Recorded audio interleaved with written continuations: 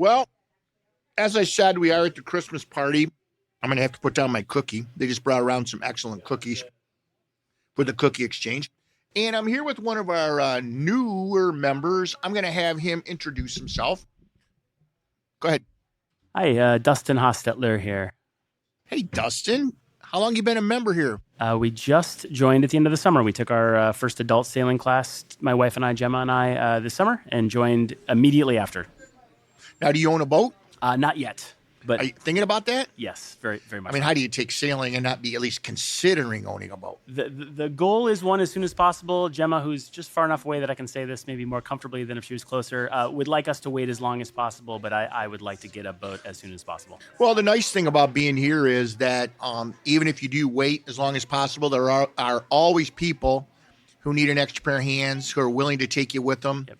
So, until she gets comfortable, Yeah. And I know you said you're going to wait about 10 years before you get a boat. I know his wife's here now, so we're pretending that he That's said right. that. At least 10 years, yes.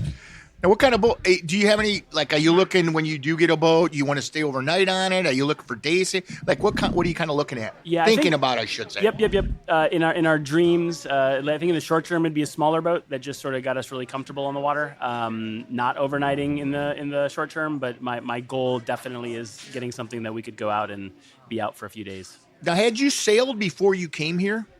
So technically, yes. As a child, a long time ago, I grew up across the street from Walbridge Park in Toledo and took sailing classes back in the, I guess, late 80s, early 90s. Yeah, okay. But that was lives ago. But I also have a lot of sailors in the family who actually grew up in Point Place. And so That's there's awesome. I'm not even sure they probably have connections to the club. I haven't researched. It's okay. But personally, that's it, just as a kid. So now, what do you do professionally, for your employment? What kind of job do you have?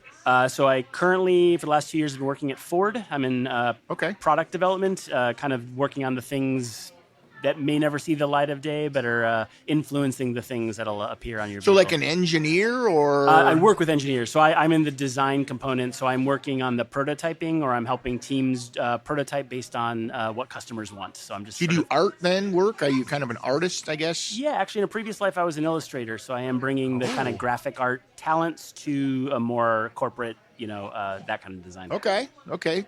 So how long have you been with Ford? Just 2 years.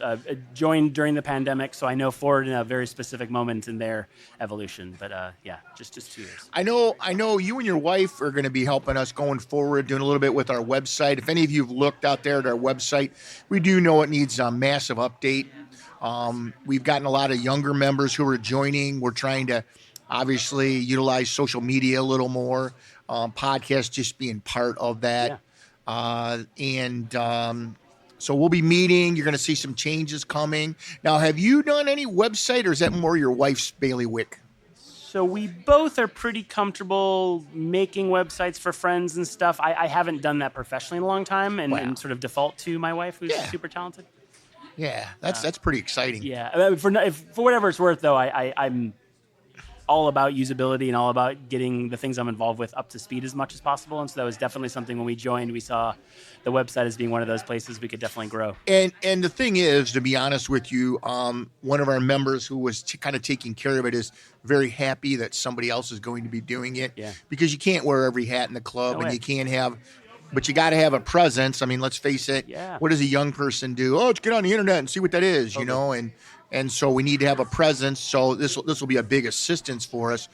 What are some things as a new person, younger person, you join the club? What would you say some things we would need to change to appeal to younger people? You coming in as a younger member, what do you see? One, the fact that I'm referred to as a younger member is really interesting to me. Just like that says a lot. No, and what I mean by that is younger than me. No. But what I think is really interesting for me is somebody who's joining this club that's been around for a long time and has a lot of members who've seen it, done it, and also have a lot of ideas about how it should be done. I've been involved with a lot of other groups in Toledo, a lot of other nonprofits and other neighborhood groups and whatnot.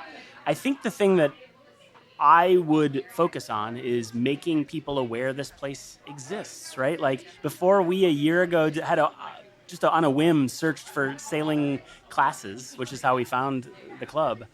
We hadn't been aware this club was even here, and I've driven by it a million times. I go to Weber's all the time. I mean, we're very aware of the area.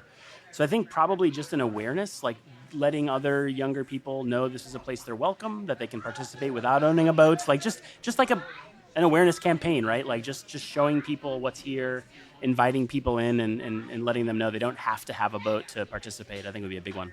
So if a younger person came here, do you think that they would be welcome? Did you feel welcomed when you came here? Yeah, so I think that's a really, for me, a really eye-opening moment was I signed up for the class, no history, didn't know anybody here, showed up on that first day, and randomly there were other people we knew, also technically younger people that were also taking the class. We were all surprised to see each other, and so there was like that moment of awareness, like, wow, we're all joining or participating in this thing that somehow none of us knew about.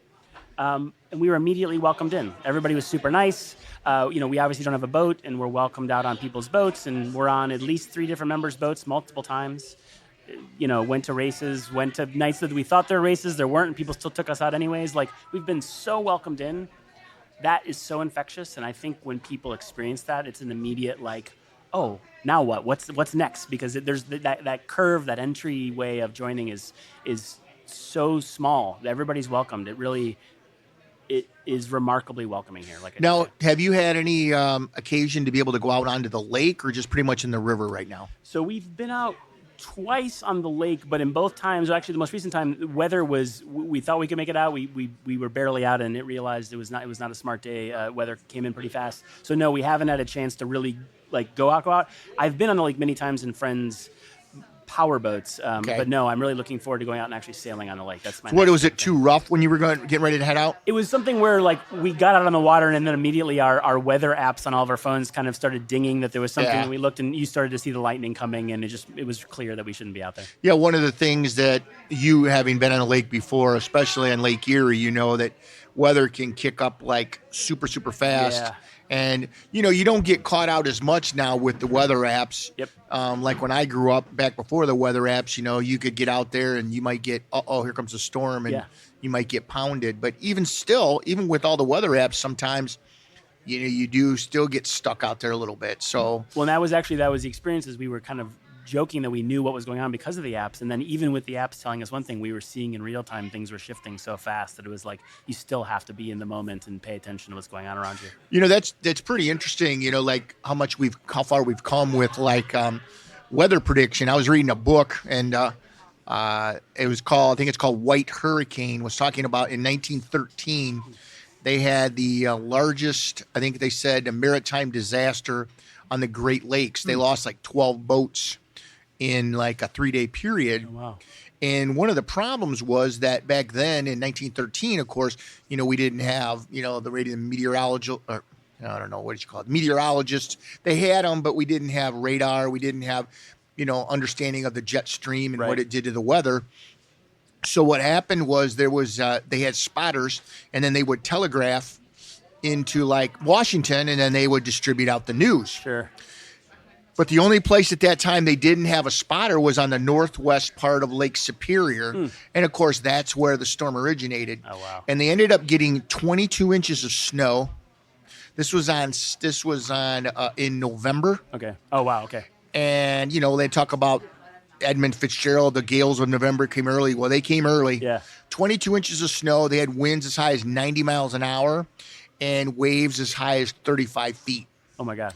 So, the Great Lakes need to be respected. Nowadays, we would turn on the Weather Channel and we would probably say, what's that guy? That guy from the Weather Channel that shows up everywhere? Oh. I can't think of his name. But anyways, is it Santorum, Rick Santorum or something? Yeah. Anywhere there's going to be a hurricane, he shows up and he stands outside and gets pounded with rain. And I think, what an idiot. But everybody likes to watch it. Yep. So now the odds of us getting stuck in something would be slim. But like you said, though, with the apps now, it's almost like you still, though, I think the apps actually make us forget that we need to pay attention. Yes. That you can trust them, and they're great. But maybe you drop it in the water, or, maybe your battery runs out, or maybe it's wrong. It's got the wrong data, but you still need to pay attention. And that's where I had a real, I realized going into it, I got everything I need. And then I don't. I have to pay attention. Well, that's why when you go out with these veterans here at the club, people that have been around sailing 15, 20, 30 years. Well, we had somebody tonight. What'd they say? They've been a member of the club, 60 years or something? Yeah. those people have learned to read the lake, learned to read the weather. Yep. And when they say it's time to get off, then it's time to You get trust off. them, yeah. I remember one time we were setting up to go on a sail with one of our members, Dean Wygant, who's been around a long time. And we were watching the weather, and the wind was going, all the weather was going to go north. The wind was blowing.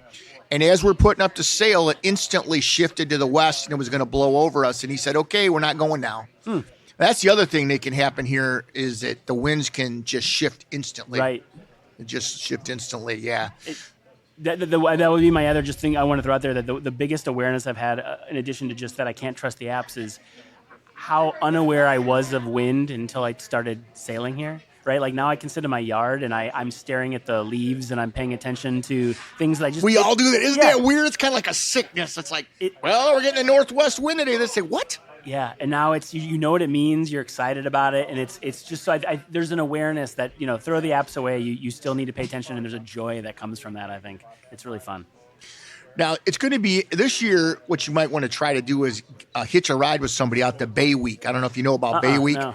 It's in August. They have 3 days of racing. Okay. They have party every night.